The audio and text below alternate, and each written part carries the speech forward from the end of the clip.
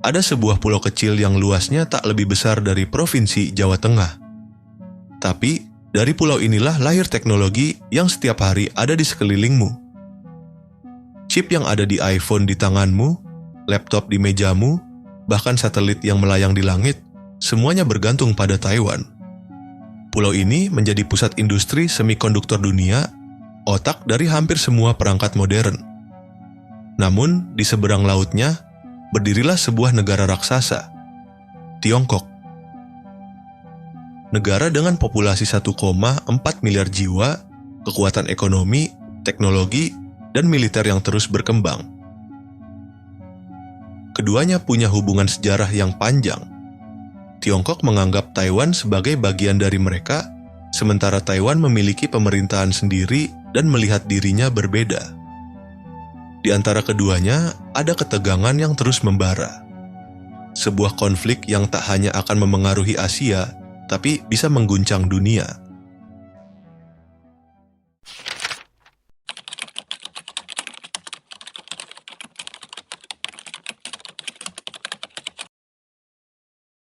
Sebagian besar barang elektronik yang kita gunakan sehari-hari bergantung pada satu komponen kecil yang sangat penting, yaitu chip komputer. Dan pusat produksi chip terbesar di dunia ada di Taiwan. Saking dominannya, satu perusahaan Taiwan bernama Taiwan Semiconductor Manufacturing Company menguasai lebih dari separuh pasar chip global. Artinya, hampir setiap perangkat teknologi modern yang kita pakai kemungkinan besar menggunakan chip buatan perusahaan ini. Tanpa chip ini, banyak sektor ekonomi dunia bisa lumpuh. Inilah mengapa Taiwan dianggap begitu strategis. Jika suatu hari Tiongkok berhasil merebut pulau itu, dampaknya bukan hanya dirasakan oleh Taiwan, tetapi juga seluruh dunia. Tiongkok akan mendapatkan kendali lebih besar atas industri chip, yang bisa memberikan pengaruh luar biasa terhadap perekonomian global. Selain itu, penguasaan Taiwan akan membuat Beijing lebih leluasa memperluas kekuatan militernya di kawasan Asia Pasifik, bahkan bisa menyaingi Amerika Serikat yang selama ini menjadi kekuatan dominan di wilayah tersebut. Tiongkok selalu menegaskan bahwa niatnya terhadap Taiwan bersifat damai. Beijing menuduh Amerika Serikat justru mencoba mengepung dan melemahkannya dengan jaringan pangkalan militer yang membentang luas mulai dari Australia di selatan, Filipina di tengah, hingga Jepang di utara. Dari sudut pandang Tiongkok, kehadiran militer Amerika inilah yang dianggap sebagai ancaman terhadap stabilitas kawasan. Bisa dikatakan, Taiwan bukan hanya sekadar pulau kecil.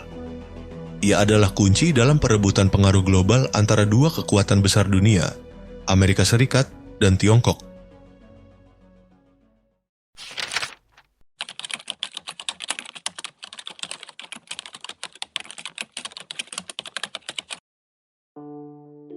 Untuk memahami konflik yang terjadi antara Tiongkok dan Taiwan, kita perlu kembali ke masa lalu.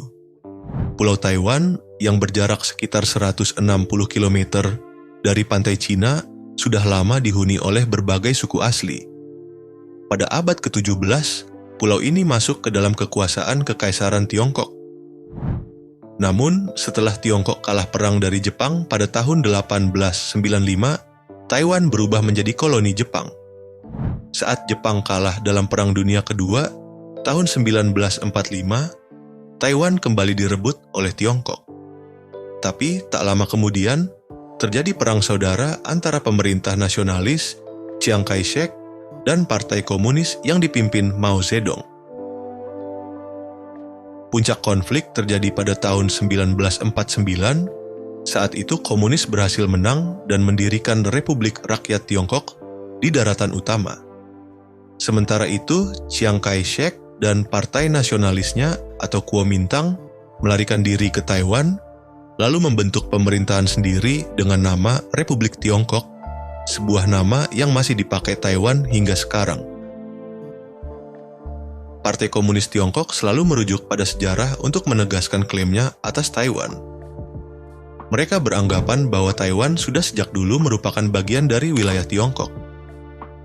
Namun, dari sisi Taiwan sendiri, sejarah itu justru ditafsirkan berbeda. Orang Taiwan berpendapat bahwa mereka bukan bagian dari Tiongkok modern. Bukan bagian dari negara yang lahir setelah revolusi tahun 1911, dan juga bukan bagian dari Republik Rakyat Tiongkok yang didirikan Mao Zedong pada tahun 1949. Mereka menekankan bahwa pemerintahan di Taiwan sudah berjalan sendiri dengan sistem demokrasi dan pemimpin yang dipilih rakyat.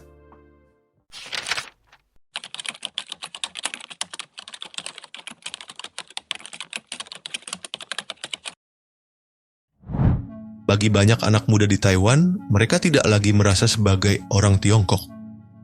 Mereka lebih bangga menyebut diri mereka orang Taiwan. Identitas ini tumbuh semakin kuat dari generasi ke generasi dan secara perlahan menjauhkan diri mereka dari bayang-bayang Beijing. Meski punya rasa identitas yang berbeda, mereka juga sangat menyadari kenyataan pahit. Jika Taiwan secara resmi mendeklarasikan kemerdekaan, Tiongkok bisa saja menganggap itu sebagai pemicu perang. Resiko itu terlalu besar untuk dihadapi. Kebanyakan masyarakat Taiwan, terutama generasi mudanya, memilih sikap yang bisa dibilang sebagai jalan tengah, mempertahankan status quo. Artinya, Taiwan tidak secara resmi menyatakan diri merdeka, tapi juga tidak bergabung dengan Tiongkok. Mereka hidup sebagai negara dengan sistem demokrasi, pemerintahan sendiri, dan kebebasan yang berbeda jauh dari daratan, tanpa harus mengumumkan secara terbuka bahwa mereka berpisah dari Tiongkok. Status quo ini dianggap sebagai pilihan paling aman. Taiwan bisa tetap menjalani kehidupannya yang demokratis dan bebas sambil menghindari konfrontasi langsung dengan Beijing.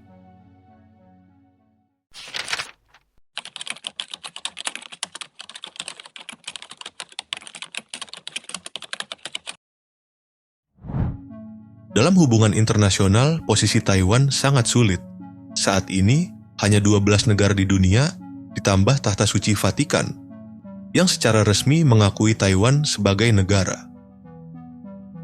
Pada tahun 1979, Amerika Serikat mengambil keputusan penting dengan mengalihkan pengakuan diplomatiknya dari Taipei, ibu kota Taiwan, ke Beijing. Sejak saat itu, Tiongkok yang semakin kaya dan berpengaruh mendorong banyak negara lain untuk tidak mengakui Taiwan, bahkan menekan mereka agar hanya berhubungan resmi dengan Beijing. Meski begitu, Amerika Serikat tetap menjadi sekutu terdekat Taiwan. Amerika memang tidak lagi secara resmi mengakui Taiwan sebagai negara, tetapi tetap memberikan dukungan kuat. Mereka menjual senjata ke Taiwan dan berjanji akan membantu jika suatu hari Tiongkok menyerang. Dukungan inilah yang membuat Taiwan masih bisa bertahan di tengah tekanan diplomatik dan militer dari Tiongkok.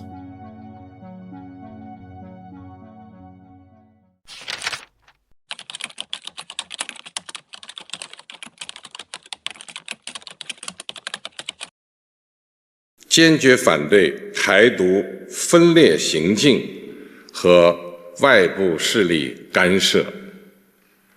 坚决捍卫国家主权和领土完整。 Tiongkok sering berbicara tentang penyatuan kembali secara damai. Mereka ingin meyakinkan rakyat Taiwan agar suatu hari mau bersatu dengan Tiongkok tanpa peperangan. Pemerintah di Beijing menggunakan kekuatan lunak melalui media, budaya, dan pesan-pesan politik yang menggambarkan penyatuan sebagai sesuatu yang positif dan menguntungkan. Tetapi di balik kata-kata manis itu, ada juga ancaman serius.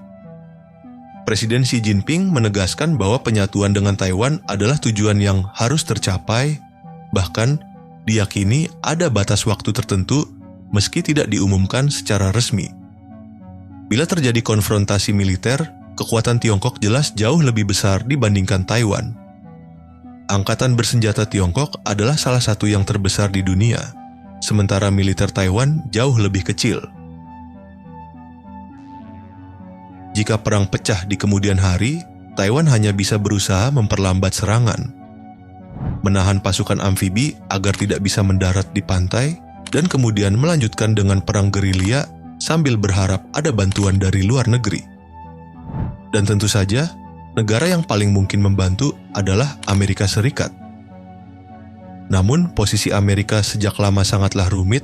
Mereka memilih untuk ambigu mengenai bantuan militer jika Tiongkok akhirnya benar-benar menyerang Taiwan. Sikap ini dilakukan agar tidak memancing Beijing sekaligus tetap menjaga hubungan dengan Taipei.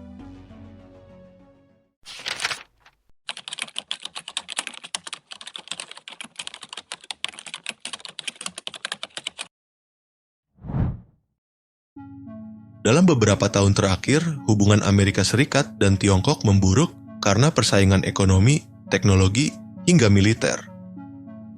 Beijing kerap menuduh Amerika melanggar kebijakan satu Tiongkok, yaitu prinsip bahwa hanya ada satu pemerintahan Tiongkok yang sah, yakni di Beijing. Sementara itu, Amerika selalu membantah tuduhan itu. Mereka tetap menghormati status quo, yang berarti tidak secara resmi mengakui Taiwan sebagai negara merdeka, tapi juga tetap mendukung Taiwan dalam bentuk lain, terutama lewat perdagangan senjata dan hubungan diplomatik informal.